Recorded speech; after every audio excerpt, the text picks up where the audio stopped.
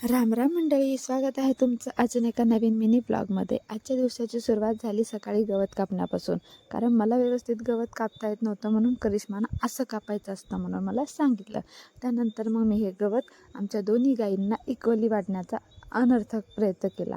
त्यानंतर माझ्या लक्षात आलं की बाबा गवळणपेक्षा आमच्या ह्या लाल गाईला जास्त गवत गेले, त्यामुळं मग तिच्यातलं काढून मी हिला दिलं आणि इक्वल झाल्याचं महान काम केलं।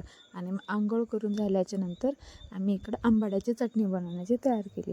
तुमच्या भाषेत याला काय म्हणतात मला नक्की सांगा। आंबाड्याची भाजी भाजून घेतली, मिरच्या भाजून घेतल्या, त्यानंतर मस्तपैकी आधी मिरच्या आणि लसूण वाटून घेतला आणि त्याच्यानंतर मग आंबाड्याची भाजी वाटली। आणि हे सगळं करत असताना आमच्या बाळाला माझ्यावरती खूप लाड येत होता। मला सोडून चॉकलेट खाऊच वाटत नव्हतं म्हणून मला चॉकलेट खाऊ घातलं। तर असं सगळं करत आंबाड्याची भाजी झाली आणि मग मी शेवटी खाल्ली तर खिचडीच। व्हिडिओ आवडला असेल तर नक्कीच लाईक करा।